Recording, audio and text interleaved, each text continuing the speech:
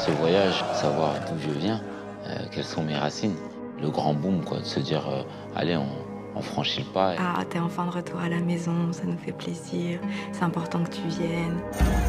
Oui, il y en a plein qui disaient que c'était un rêve, qu'ils y croyaient pas, et qu'il était de retour chez lui. C'est la fierté de la RDC. Les enfants, ça a donné un sens à notre visite. Il veut le bonheur des enfants. Il a toujours voulu le bonheur des enfants. Donc, quelque part, il s'est dit, qu'est-ce que je peux faire pour redonner ce que la chance m'a donné?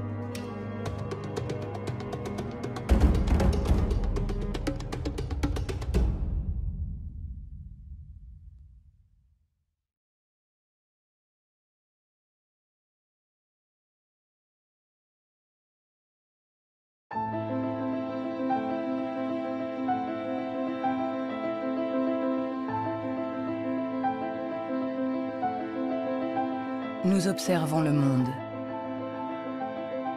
pour le comprendre et pour pouvoir y évoluer.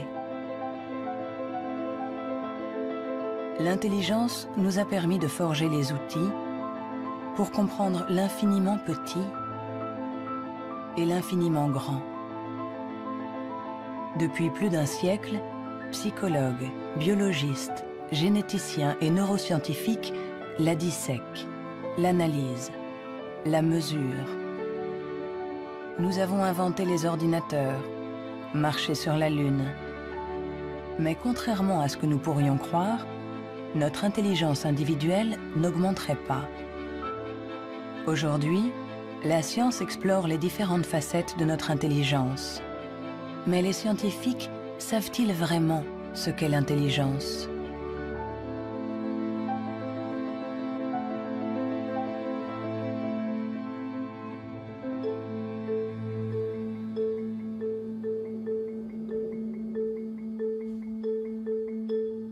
L'intelligence, c'est faire le lien.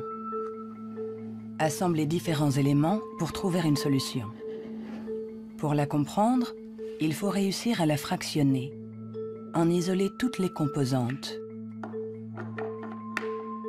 Les chercheurs se sont donc penchés sur ces différentes facettes.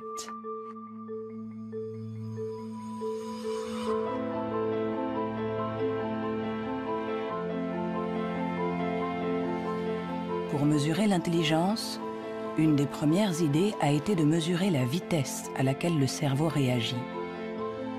C'est cette méthode que le professeur Théni Januis a utilisée. Il a comparé notre temps de réaction avec celui de nos ancêtres. Et les résultats de son étude ne sont pas en notre faveur.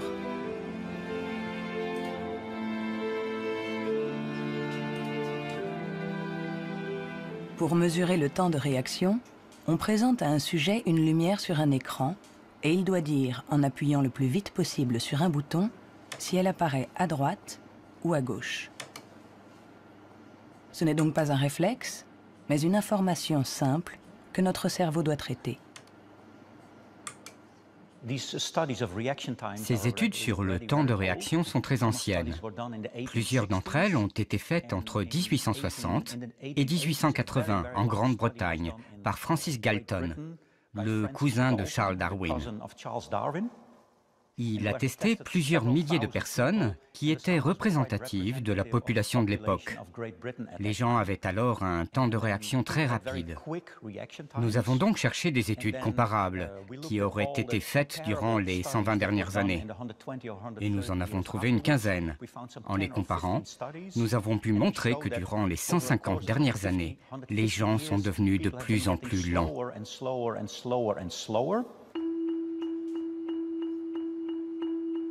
Pour le professeur Théni Januis, intelligence égale vitesse. Et notre cerveau mettrait en moyenne 50 millisecondes de plus que celui de nos arrière-grands-parents pour traiter une information simple. 50 millisecondes de plus, ça a l'air ridiculement bref. Mais quand on pense aux milliers de décisions que nous devons prendre chaque jour, si vous êtes un tout petit peu plus lent pour chaque décision, ça peut avoir des conséquences très importantes.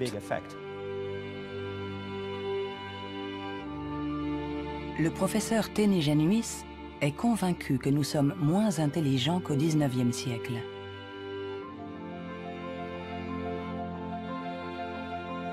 Il en voit la preuve dans l'incroyable inventivité de cette période, marquée par une explosion des innovations, de la créativité, des idées.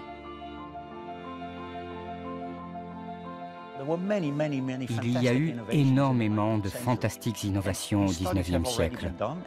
Des études ont montré que le nombre d'inventions par habitant était 4 fois plus important qu'aujourd'hui. Le professeur Ténégenuis pense que notre intelligence est en panne. Elle décline depuis au moins 150 ans. Mais au XIXe siècle, Sir Francis Galton pensait déjà que les Anglais étaient bien moins intelligents que les Grecs de l'Antiquité, qui ne manquaient pas d'esprit brillant. Alors, qu'en est-il des prédécesseurs des Grecs, les hommes préhistoriques? Eh bien, il est extrêmement difficile de mesurer leur intelligence. Pourtant, à l'Institut Max Planck de Leipzig, on essaye de répondre à cette question en reconstituant le cerveau de nos ancêtres de la préhistoire.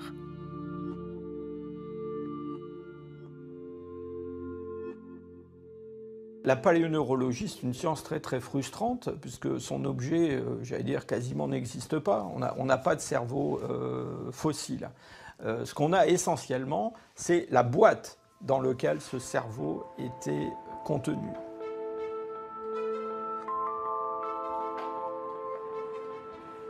En comparant notre cerveau avec celui des hommes préhistoriques, les scientifiques se sont aperçus qu'il y avait des différences. Des différences de forme, mais aussi des différences de taille. Certains hommes préhistoriques avaient un cerveau plus grand que le nôtre.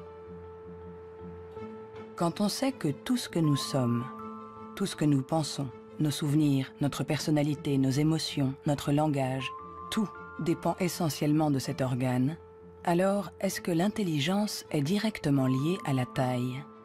Il serait naïf de penser que il n'y a pas de lien entre la taille du cerveau et la complexité des comportements, entre guillemets, l'intelligence. On le voit dans le monde animal, hein, les animaux qui sont les plus intelligents, en particulier les cétacés, certaines formes de dauphins par exemple, sont des formes qui, dans le monde animal, ont de très grands cerveaux, un grand nombre de neurones. On retrouve chez eux quelque chose qui rappelle ce qu'on trouve chez les primates, les grands primates, et chez l'homme.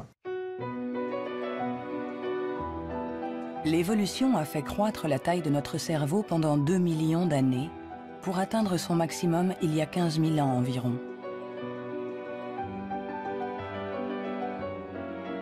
L'homme de Cro-Magnon, qui a peint les murs de la grotte de Lascaux il y a quelques 17 000 ans, était un Homo sapiens, comme nous. Mais de tous les Homo sapiens, il est celui doté de la plus grosse cervelle. En effet, la taille de notre cerveau aurait diminué par rapport à celui de notre ancêtre. Et pour certains chercheurs, nous serions moins intelligents que lui. Mais cette théorie est loin de faire l'unanimité.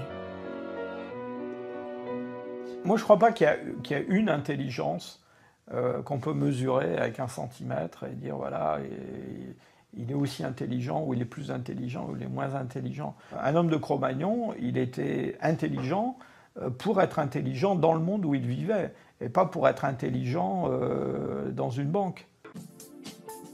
Si on allait chercher avec la machine à voyager à travers le temps un homme d'il y a 25 000 ans, un Cro-Magnon, qu'on l'amenait aujourd'hui, il s'adapterait au monde dans lequel il aurait à vivre. Historically, you guys have struggled to adapt. Yeah, right. Walking upright, discovering fire, inventing the wheel, laying the foundation for all mankind. You're right. Good point. Sorry we couldn't get that to you sooner. Connie, your reaction? We live in a society where the individual ego and the group dynamic are in constant struggle. Response? Yeah, I have a response. What? Plus intelligent? Moins intelligent? Dès qu'on essaye de mesurer l'intelligence, tout se complique. Et pourtant, nous l'évaluons sans cesse. Dans les universités du monde entier, on enseigne ce qu'est l'intelligence. Et chacun d'entre nous, sans être un spécialiste, la mesure tous les jours, Vous mesurez l'intelligence. Si vous êtes célibataire, que vous allez dans un bar et que vous rencontrez quelqu'un, la chose la plus importante après le physique, c'est l'intelligence. Vous évaluez l'intelligence des gens quand vous parlez avec eux. Sont-ils rapides quand vous leur parlez de quelque chose qu'ils ne connaissent pas? Est-ce qu'ils comprennent?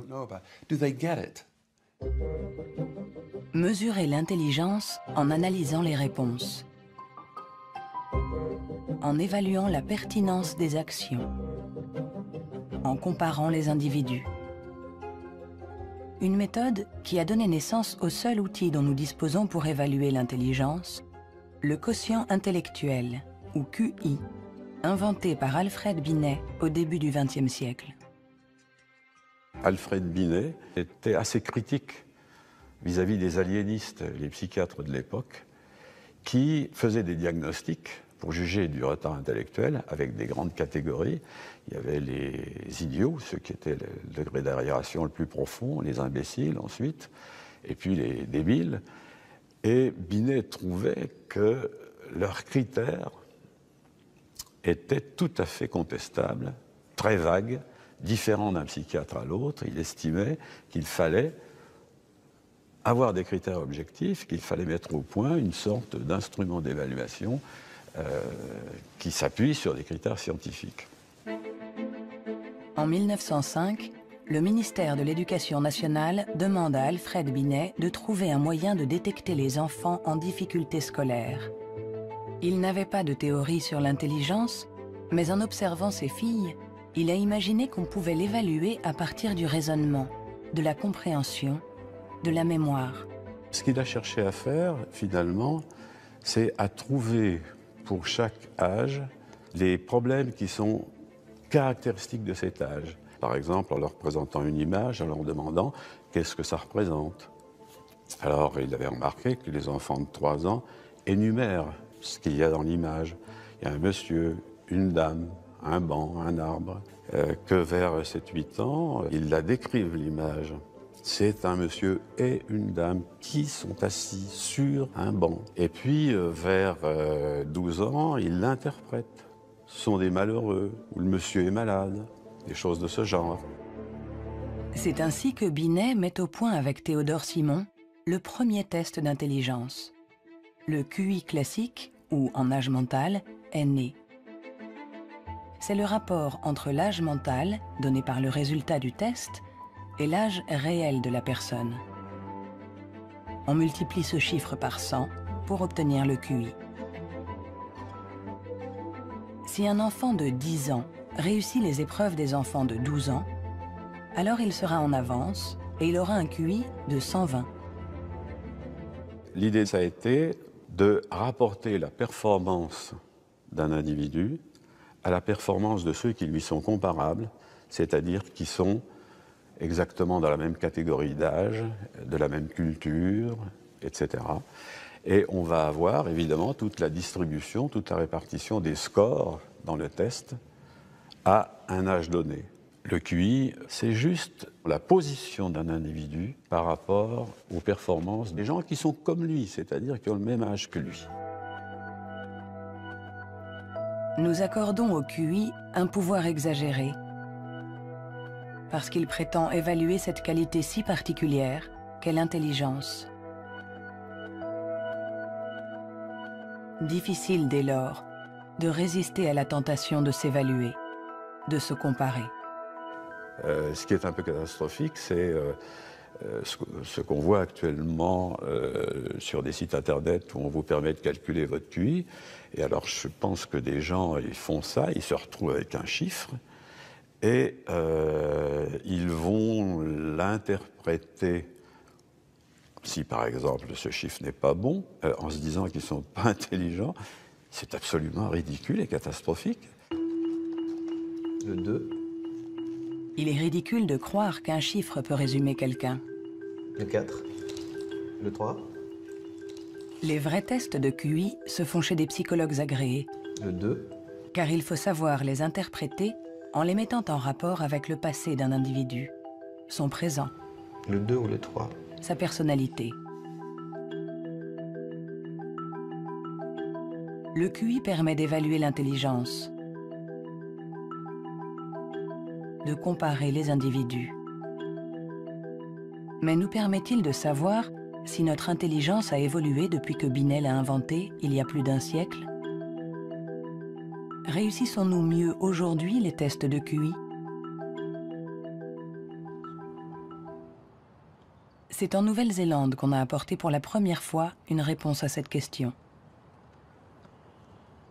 C'est ici que James Flynn a fait une découverte surprenante que les scientifiques du monde entier ont baptisé l'effet Flynn.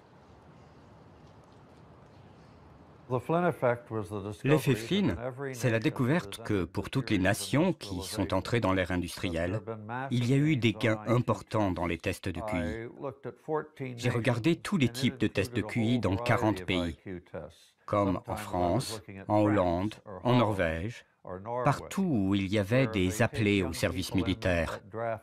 On leur donnait exactement le même test chaque année, et les gains sont évidents.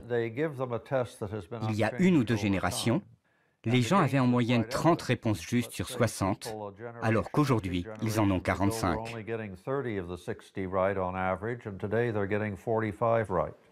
Après avoir passé au crible des dizaines et des dizaines d'études, James Flynn a montré que depuis plus de 60 ans, nous réussissons mieux les tests de QI.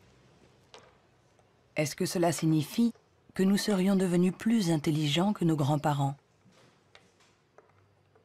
Un changement de QI ne signifie pas forcément un changement d'intelligence. Un exemple simple pour le comprendre, vous faites passer le test d'intelligence une première fois aujourd'hui. Vous le redonnez au même sujet demain. Il y a un effet d'apprentissage, il va réussir un peu mieux, il va avoir des scores un peu meilleurs. Ça ne veut pas dire qu'il est devenu plus intelligent, ça veut juste dire qu'il est un peu plus familier avec la façon de passer le test. L'augmentation du QI est due en grande partie à l'environnement, une meilleure nourriture, une meilleure éducation.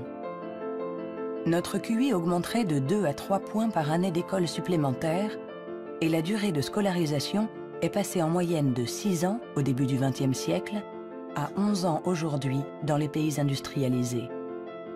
Tous ces effets se sont additionnés et ont fait augmenter les scores de QI. Quand vous passez un test aujourd'hui, vous y êtes préparé dans la mesure où toute une série de facteurs vous ont donné la capacité d'utiliser votre logique de manière abstraite. C'est pour ça que vous pouvez regarder une suite de nombres et deviner le suivant.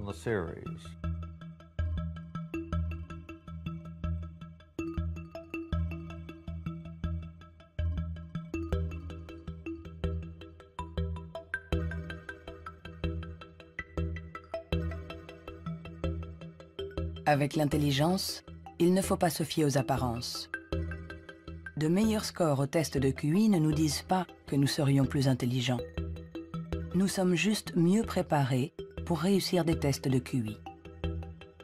Notre intelligence est comme un muscle que nous avons entraîné pour en exprimer tout le potentiel. Mais à force de nous entraîner, nous avons peut-être atteint nos limites. Les chiffres le prouvent. Après des décennies d'augmentation, les résultats au test de QI plafonnent. Ils diminuent même dans certains pays, comme l'Angleterre, le Danemark ou la Norvège. L'augmentation du QI est un phénomène qui a duré un siècle. Mais tous les pays vont finir par voir un plafonnement de cette augmentation. L'école a fait le plein. C'est elle qui a offert la capacité de manier des concepts abstraits. Et à moins d'une révolution de la pédagogie, les bénéfices dus à l'école vont plafonner parce que presque tout le monde aujourd'hui est scolarisé.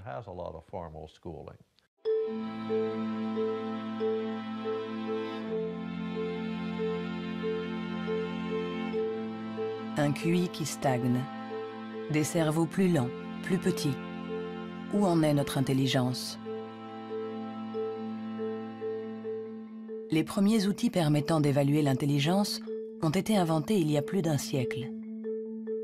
On s'inspire toujours des théories imaginées par Sir Francis Galton et Alfred Binet. Mais aujourd'hui, nous pouvons aller plus loin. Plutôt que de mesurer ce que l'intelligence produit, intéressons-nous à l'organe qui produit l'intelligence,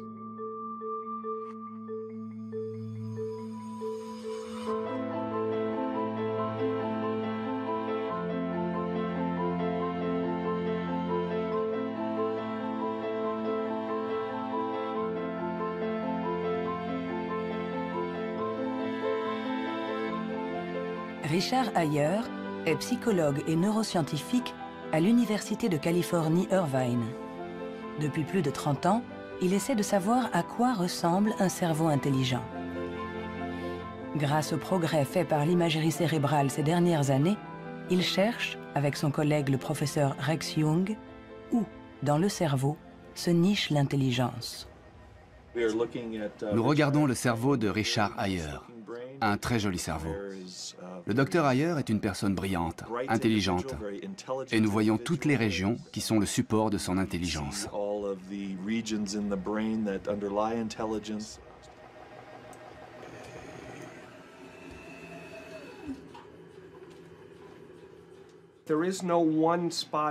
Il n'y a pas un endroit dans le cerveau qui soit le centre de l'intelligence.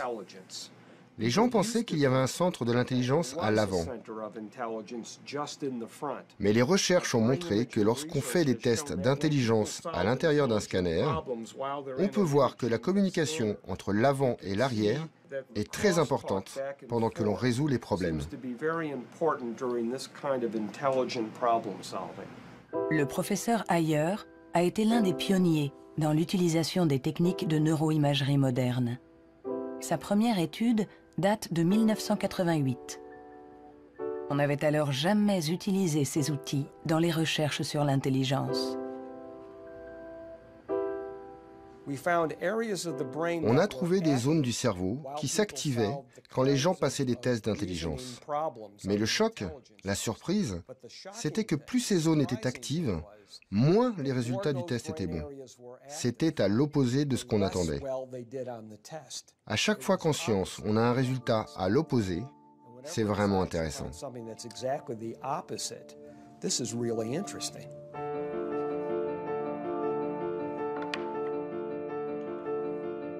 Un cerveau intelligent n'est pas un cerveau qui fonctionne plus, mais au contraire, un cerveau qui fonctionne moins.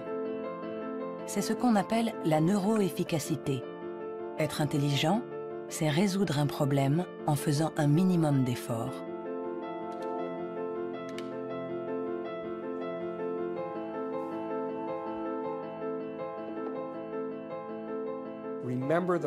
Souvenez-vous de la première fois que vous avez conduit une voiture. Le premier jour, dans un grand parking vide, avec quelqu'un assis à côté, et vous tournez le volant et vous pensez « Maintenant, il faut que je freine ». Mais aujourd'hui, vous conduisez au milieu de la circulation dans une ville que vous ne connaissez pas, et malgré ça, vous pouvez discuter avec quelqu'un. Votre cerveau est bien plus efficace pendant que vous conduisez. Donc, les hauts niveaux d'intelligence ne sont pas forcément liés à un cerveau qui travaille plus, mais à une transmission plus efficace de l'information entre les zones importantes du cerveau. Lorsqu'on pense à un processus aussi complexe que l'intelligence, il faut imaginer que le cerveau est comme un orchestre avec différentes sections. Mais le vrai mystère, c'est comment ces sections interagissent. Parce que pour autant que nous le sachions, il n'y a pas de chef d'orchestre.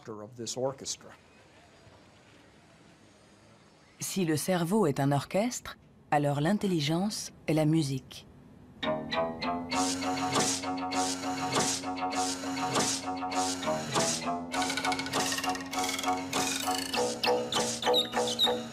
Nous commençons à déchiffrer la partition, mais nous ne savons toujours pas comment les musiciens parviennent à jouer ensemble.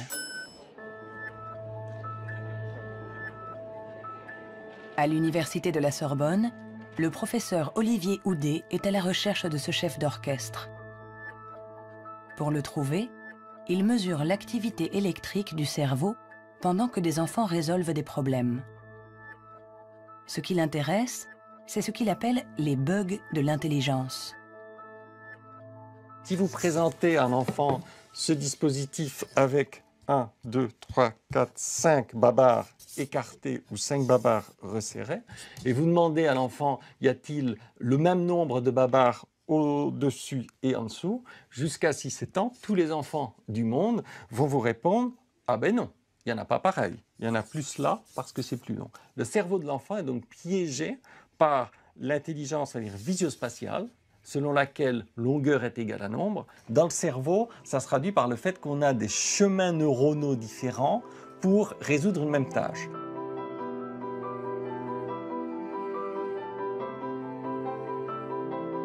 compter ou mesurer. Il y a toujours plusieurs solutions à un problème. Et notre cerveau est sans cesse en train de lutter pour inhiber les mauvaises stratégies. Nous, ce qu'on montre ici, et c'est ça la découverte et l'originalité de notre laboratoire, est que l'inhibition, c'est sans doute le processus clé et positif de l'intelligence, parce que c'est elle qui nous permet de résister à nous-mêmes, en quelque sorte. Résister à nous-mêmes, c'est apprendre à contrôler les interférences qui viennent perturber notre intelligence. Le test de Stroop est une des méthodes pour observer ces interférences. Il consiste à donner la couleur d'un mot, mais attention, sans le lire. Bleu, jaune, rouge, jaune, vert, rouge, vert, vert, rouge, vert, jaune, jaune, rouge, jaune, jaune, rouge, jaune, rouge, jaune, jaune, rouge, vert, rouge, jaune, bleu.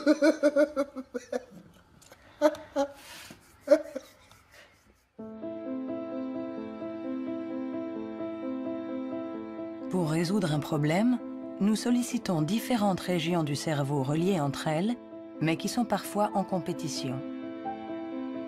Mais comment ces différentes zones communiquent-elles? C'est ce à quoi s'intéresse le professeur Douglas Fields à l'Institut national de la santé de Washington.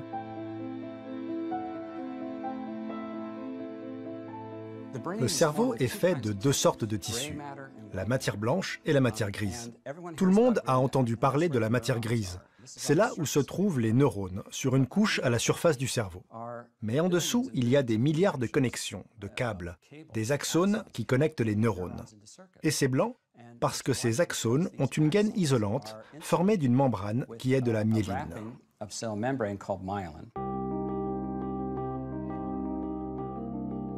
La myéline entoure les axones, permettant aux informations de circuler de manière rapide et efficace dans le cerveau.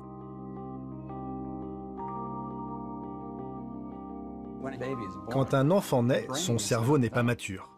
Ses fonctions sont minimales. Un bébé ne peut quasiment rien faire. Il ne peut pas se nourrir, il ne voit pas vraiment, il ne sait pas marcher ni redresser la tête. C'est parce que notre cerveau est façonné en permanence par notre environnement. Et une des choses les plus intéressantes avec la myéline, c'est qu'elle se forme après notre naissance. La myéline est essentielle pour que l'information circule de manière efficace dans le cerveau. Elle est donc essentielle pour notre intelligence. Mais aujourd'hui, la formation de la myéline est perturbée. Barbara Demnex, endocrinologue au Muséum d'histoire naturelle de Paris, a montré comment notre intelligence est menacée par un des fléaux majeurs du XXIe siècle, la pollution. Quel que soit l'endroit où vous vivez dans le monde, vous allez être exposé à des centaines de produits chimiques qui vont interférer avec l'hormone thyroïdienne. Cette hormone est produite par la glande thyroïde qui se trouve à la base du cou chez l'homme. Elle est nécessaire au développement du cerveau depuis les premières étapes du développement du fœtus jusqu'à un âge plus avancé, comme le mien, pour assurer le maintien de fonctions, comme la myélinisation. L'Autorité européenne de sécurité des aliments a analysé 297 pesticides. Plus d'une centaine d'entre eux perturbent le fonctionnement de l'hormone thyroïdienne. Tout comme le bisphénol A, les PCB, les retardateurs de flamme. Des produits chimiques avec lesquels nous sommes en contact tous les jours. L'équipe de Barbara Demnex a montré qu'ils ont la particularité de bloquer les récepteurs spécifiques de l'hormone thyroïdienne sur chacune des cellules de notre cerveau. Et les effets sont considérables. Ce sont des preuves solides. On a regardé, les scientifiques ont regardé, les niveaux d'exposition chez les femmes qui ont des enfants. On a comparé différents niveaux d'exposition et on a vu que les niveaux les plus élevés étaient associés à une perte de 5 à 6 points de QI chez leurs enfants. C'est vrai que la plupart d'entre nous ne voient pas la différence, mais il est évident que 5 points de QI en moins peuvent faire une grande différence pour votre réussite scolaire ou votre réussite dans la vie. Et le simple fait de le savoir est vraiment troublant pour les parents.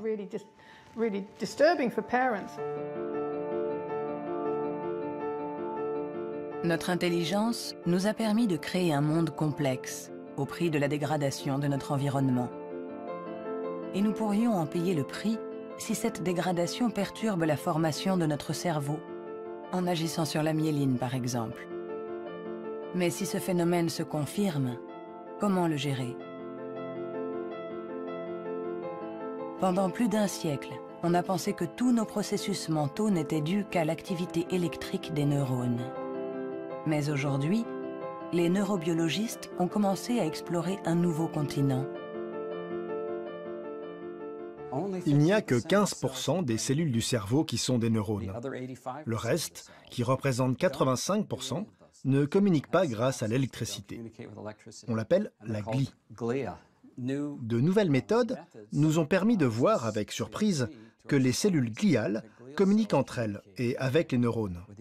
On est à la pointe des recherches sur le cerveau, car il y a là un changement fondamental dans la manière dont on pense que le cerveau fonctionne au niveau cellulaire. Les cellules gliales, des cellules bien plus nombreuses que les neurones et qui forment leur environnement. Certaines fabriquent la myéline. D'autres nourrissent les neurones et les protègent. On les appelle les astrocytes. Et une découverte inattendue a montré que les astrocytes jouaient un rôle dans l'intelligence. Tout a commencé avec un génie. En avril 1955, au Princeton Hospital du New Jersey, Thomas Harvey, médecin pathologiste, est en charge de l'autopsie de Albert Einstein. Et ce 18 avril, à 8 h du matin, il décide de voler le cerveau de celui que nous considérons comme l'incarnation du génie. Il espérait, en examinant le précieux organe, percer les secrets de l'intelligence. Après l'avoir conservé caché chez lui pendant 27 ans, il autorisa d'autres scientifiques à l'examiner. Et ils découvrirent quelque chose dans le cerveau d'Einstein qui était peut-être le secret de son intelligence. Le cerveau d'Albert Einstein a été examiné pour voir ce qui le rendait plus intelligent. Et il n'y avait pas de différence sur le nombre de neurones, sur la taille des neurones, il n'y avait rien. Mais son cerveau avait plus d'astrocytes.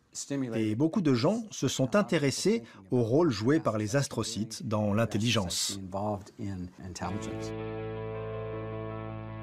Les astrocytes, des cellules gliales identifiées il y a plus d'1 siècle.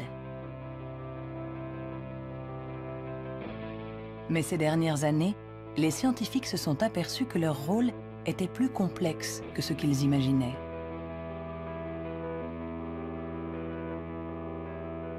Les astrocytes servent à beaucoup de choses. Ils contrôlent les synapses, ils contrôlent le flux sanguin dans le cerveau, ils nourrissent les neurones, ils réagissent aux blessures. Toutes ces choses étaient considérées comme des tâches ménagères faites par les astrocytes dans le cerveau. Et plein de gens ne les prenaient pas au sérieux. Jusqu'à ce qu'on réalise que ces tâches ménagères font que l'astrocyte contrôle le neurone. Un astrocyte humain contrôle des centaines de neurones, bien plus que ce que peut faire un astrocyte de souris par exemple. En se basant sur cette observation, une équipe de l'Université de Rochester a mis au point une expérience fascinante. Pour mieux comprendre l'intelligence humaine, ils ont décidé de lui faire franchir la barrière des espèces. Ils ont greffé des astrocytes humains dans le cerveau de souris.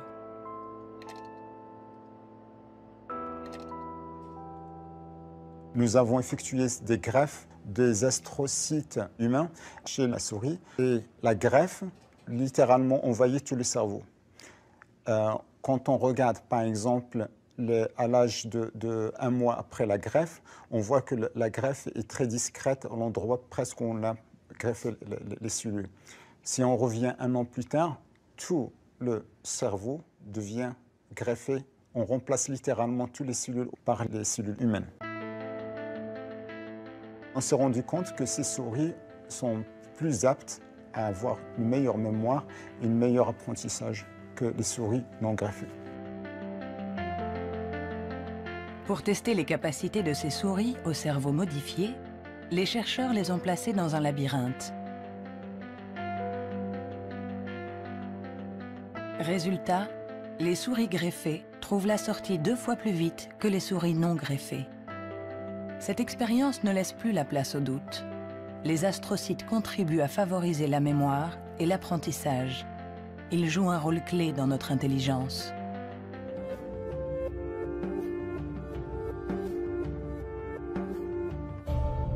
L'intelligence se reflète dans le fonctionnement du cerveau. Mais comment expliquer les différences d'intelligence de nos collègues, de nos amis, de nos parents? Ont-ils plus de matière blanche, moins d'astrocytes, des neurones plus rapides? Ce qui est à l'origine de nos capacités se trouve en partie dans nos gènes. Robert Plomine est généticien comportementaliste. Dans le cadre de ses recherches, il a regardé grandir des milliers d'enfants. Grâce à eux, il espère pouvoir trouver les gènes qui influent sur l'intelligence. Les gens demandent souvent dans quelle mesure l'intelligence est déterminée par les gènes. Mais tout d'abord, il faut insister sur le fait que le mot « déterminé » n'est sans doute pas le bon. On devrait dire « influencé ». C'est comme pour la taille, elle est liée aux gènes, mais pas déterminée par eux. Si vous êtes grand, il est probable que vos enfants seront plus grands que la moyenne. Mais s'ils sont mal nourris ou s'ils sont malades, ils seront peut-être plus petits. Ce n'est pas déterminé, c'est influencé. Pour l'expliquer différemment, les gènes nous donnent un potentiel et l'environnement permet de l'exprimer.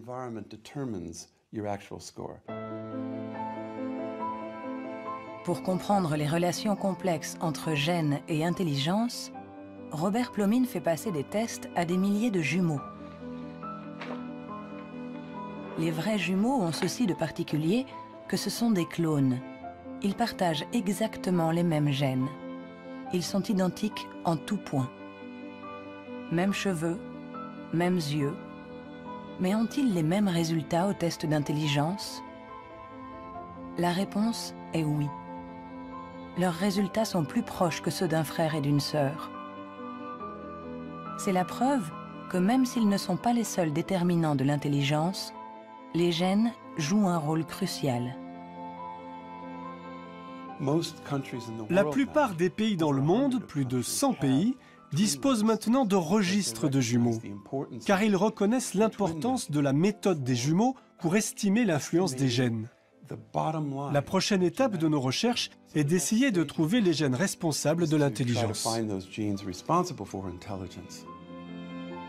Pour cela, Robert Plomine utilise des puces à ADN capables de détecter plus d'1 million de marqueurs génétiques. En comparant l'ADN de tous ceux qui ont eu de bons résultats au test, il cherche à voir si certains gènes apparaissent plus fréquemment. Mais l'identification précise de ces gènes s'est révélée beaucoup plus compliquée que ce qu'il espérait.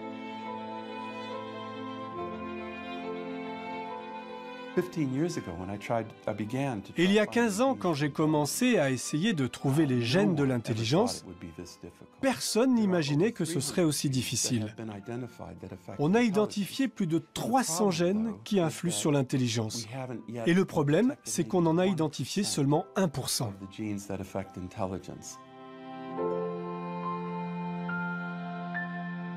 L'intelligence est influencée par l'interaction de plusieurs milliers de gènes.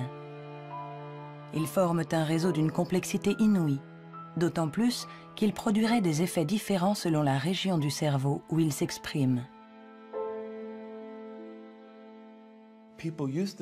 Avant, on imaginait le fonctionnement du cerveau en termes de zones. Cette zone gère le langage, celle-ci fait autre chose. Le corps calleux relie les hémisphères. Beaucoup de gens aujourd'hui ont réalisé que c'était une fiction, que le cerveau agissait de manière plus globale. Et si on regarde ça du point de vue génétique, cela rend les choses plus claires, parce que la plupart des gènes qui agissent sur le cerveau affectent beaucoup de régions différentes. Nous avançons pas à pas dans la compréhension de notre intelligence. Les scientifiques affinent les outils pour la mesurer. Mais la question qui se pose est l'usage que nous en ferons.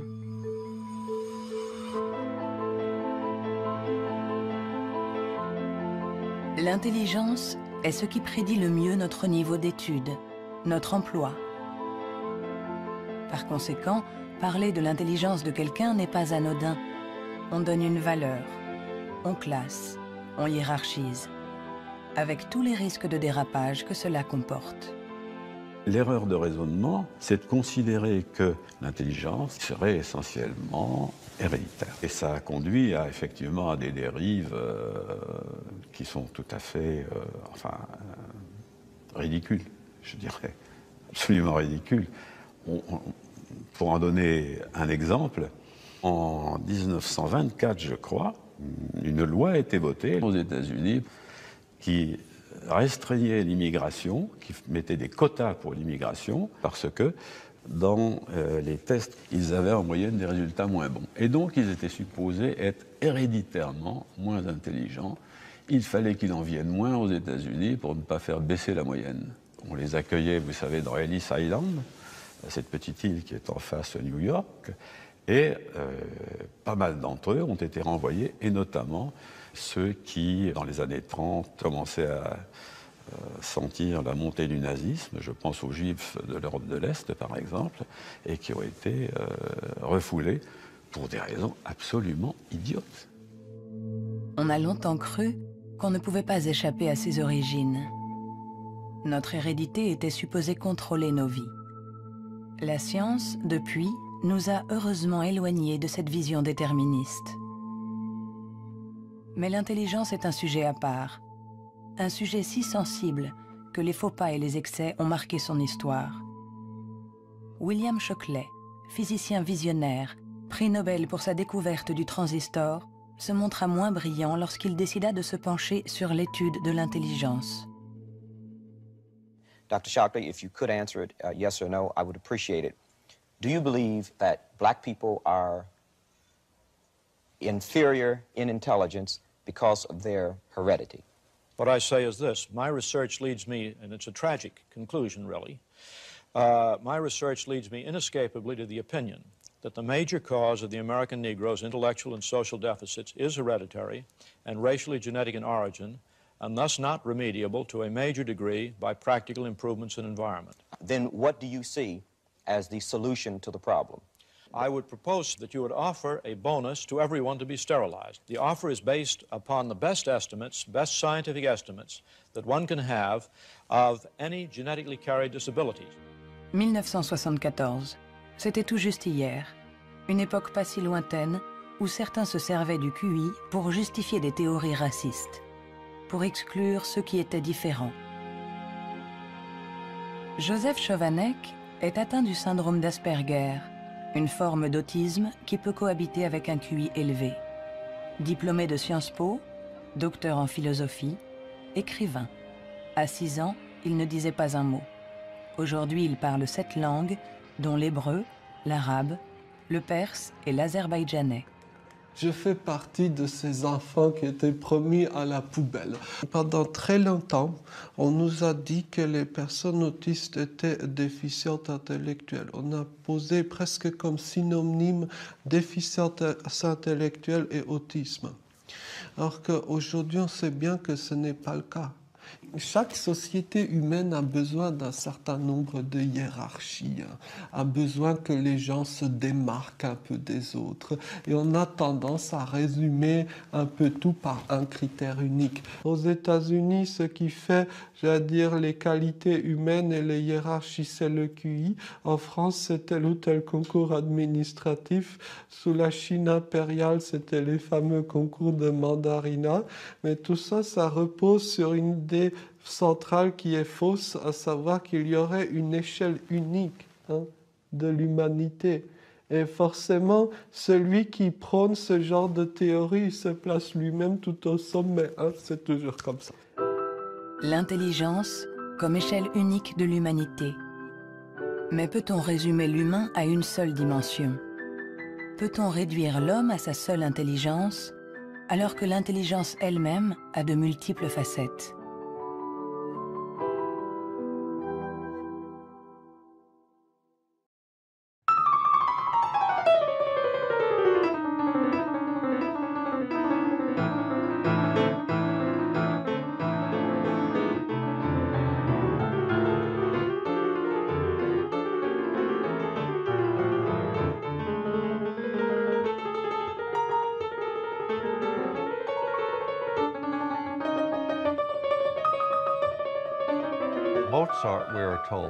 Mozart, dit-on, pouvait avoir à l'esprit une symphonie en entier. Si vous suivez une symphonie, vous devez suivre son développement dans le temps. Mais lui, il avait conscience de sa globalité. C'est un peu le même niveau de complexité que pour un mathématicien qui pense à 7 ou 8 formules et voit toutes les connexions possibles entre elles. Alors on peut toujours objecter. Est-ce que l'intelligence musicale est une forme d'intelligence? Ce n'est pas important. Ce qui est important, c'est que ça existe et que ceux qui l'ont n'ont pas obligatoirement de grand QI.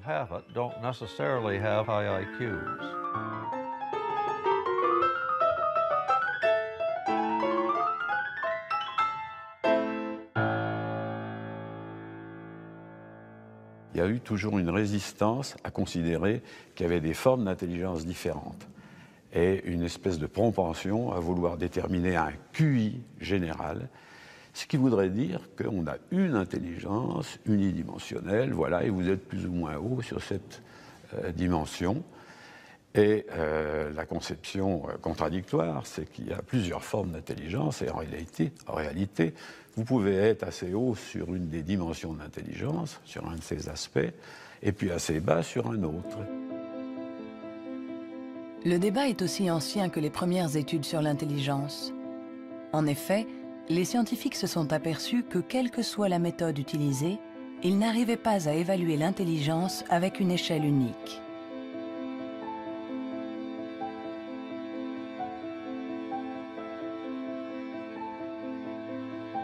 À l'Université du Nouveau-Mexique, le professeur Rex Young est convaincu que pour résoudre n'importe quel problème, nous utilisons différentes manières de raisonner, que ce que nous appelons intelligence n'est que l'une d'entre elles.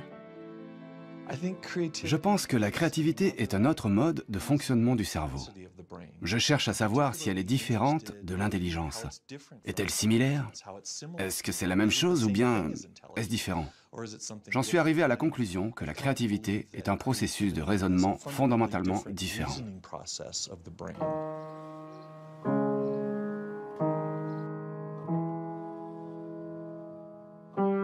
Déchiffrer une partition, c'est être intelligent en utilisant nos connaissances.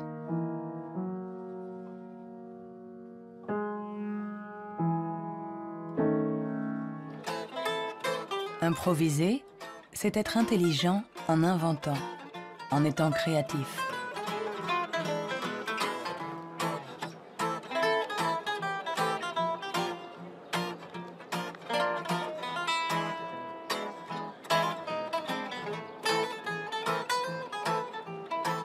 Un musicien peut être à la fois intelligent et créatif. Un sujet d'étude idéal.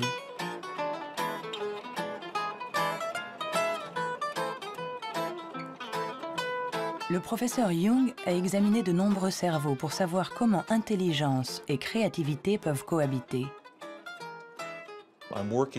Je travaille sur l'hypothèse que ce sont des partenaires et qu'il y a deux réseaux différents dans le cerveau qui coopèrent pour nous permettre de raisonner. L'un est un type de raisonnement intelligent, l'autre est un type de raisonnement créatif. Je pense que les deux sont extrêmement importants. Nous sommes très proches de comprendre comment ils fonctionnent.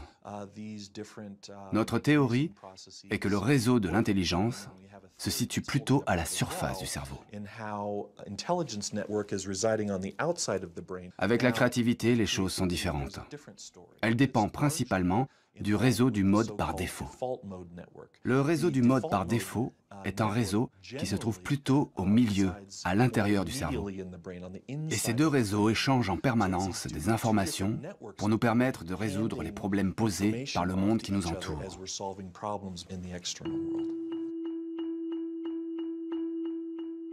Nous avons tous expérimenté cette sensation d'une idée surgissant de nulle part avec la force de l'évidence. Ce que nous révèlent les neurosciences, c'est que ce mode de raisonnement, ce mode inventif, créatif, est un mode de raisonnement à part entière. Peut-on être intelligent sans être créatif? Ou créatif sans être intelligent? La question a elle-même un sens. Pour évoluer intelligemment dans le monde, n'avons-nous pas besoin de toutes les ressources de notre esprit? On ne peut pas être créatif en physique, par exemple, si on n'a qu'une éducation physique. Pour être créatif en physique, il faut une autre éducation et ensuite se retrouver dans un univers étranger et réutiliser des trucs et astuces, des mécanismes mentaux qu'on a appris ailleurs. Hein. Et le drame de la recherche stérile, c'est la recherche qui ne connaît que sa petite chapelle, où il n'y a ni import ni export de données. Hein. Par contre, tous ceux qui ont été créatifs, ce sont des gens qui ont importé des idées d'un univers autre.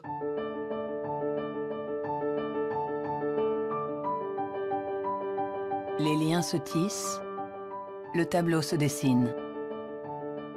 Les scientifiques assemblent petit à petit les différentes composantes de notre intelligence. Mais le monde évolue, et l'intelligence aussi. Notre cerveau est en permanente évolution. Il permet à notre intelligence de s'adapter aux problèmes que nous devons résoudre, aussi multiples et variés que nous pouvons l'être. Quand j'étais enfant, je savais que je ne fonctionnais pas comme les autres. J'avais cette conscience-là. Cela m'a donné à réfléchir, cela m'a amené à imaginer le monde pluriel. Imaginer le monde où il n'y a pas un seul axe, que ce soit de classement ou de valorisation, mais un grand nombre d'axes. Et j'ai dit, la vraie intelligence du monde, n'est-ce pas de savoir réfléchir de façon plurielle, de savoir prendre en compte plusieurs grilles de compréhension du monde et non pas une seule.